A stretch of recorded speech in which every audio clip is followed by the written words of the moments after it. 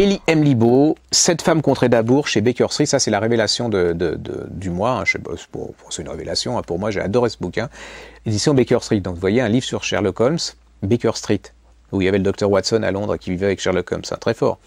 Ellie Libaud, il avait fait une sublime biographie de Dr Bell. Je vais vous raconter qui est le Dr Bell après. Alors, 7 femmes contre Édimbourg. Pourquoi 7 femmes contre Édimbourg?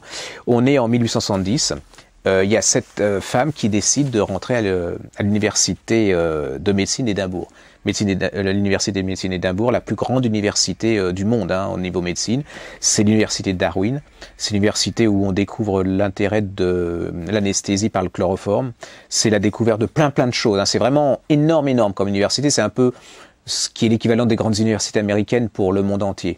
Et donc, ces Anglaises elles décident de rentrer là-dedans. Le problème, c'est que c'est les mecs qui tiennent le truc et elles veulent pas de femmes. Hein. Ils veulent pas de femmes parce que pour eux, les femmes, elles ont pas un cerveau scientifique. C'est trop dur pour elles. Enfin bon, la morale dure. Enfin, ils en font des tonnes. Hein. Puis qu'un mec, une femme qui autopsie un mec nu sur une truc, il y a des choses qu'elles doivent pas voir, donc c'est pas, voyez. Et en fin de compte, quand vous lisez ça, vous vous rendez compte qu'ils voulaient pas qu'elle soit là parce que tout simplement, ils se disaient, ils vont nous prendre une part de gâteau et on va gagner moins d'argent. Ça, c'est vraiment le gros truc. Hein. Ils vont pas le dire ouvertement, mais en fait, c'est quelque chose comme ça. Ce bouquin vous recrée complètement parce que ça a été une révolte. Hein. Ça a été vraiment quelque chose d'énorme dans Édimbourg. C'est vraiment un combat. Il y a des colloques, ils se disputent, ils s'engueulent. Enfin, il y a les fauchetons, il y a les pour, il y a les contre, il y a ces femmes. C'est extraordinaire. Alors là, vous dites, mais c'est pas un polar ce truc. Qu'est-ce que ça va faire avec Sherlock Holmes? Parce que tout simplement. Il y a un étudiant, il y a un professeur là-dedans qui s'appelle Conan Doyle. Et il y a un professeur qui s'appelle le Dr Bell. Il y a plein de meurtres, hein, parce que ces femmes, elles vont commencer à recevoir des oreilles ensanglantées coupées, des doigts coupés, il va y avoir des meurtres, des assassinats, des trucs empoisonnés, des lettres anonymes, enfin, c'est un Sherlock Holmes complet de chez complet, hein, je vais vous dire, une fois que vous êtes là-dedans, vous lâchez plus parce que c'est intelligent. Alors vous pouvez le lire comme le combat des femmes pour avoir leur place, et puis vous pouvez le lire comme un excellent polar que vous lâchez pas à cause de l'intrigue. Alors, en plus c'est génial parce que ça vous raconte qui était Conan Doyle. C'est-à-dire que Conan Doyle était vraiment un médecin.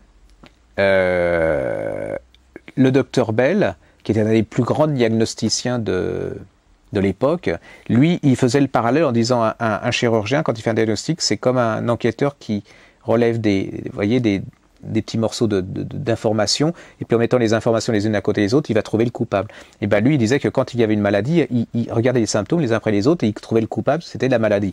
Donc Conan Doyle, était un très bon étudiant en médecine, un bon médecin.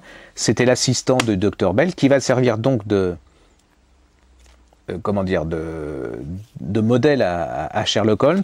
Vous allez apprendre entre autres que par exemple Moriarty et Watson, en fait, c'est les noms de ses collègues, enfin de ses copains de fac de médecine. Il a repris des noms comme ça. Vous allez apprendre, mais vraiment plein de choses.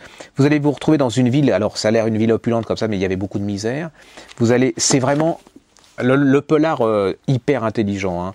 Ça s'appelle Ellie Libaud, c'est 7 femmes contre Édimbourg. C'est chez Baker Street, franchement, c'est une merveille.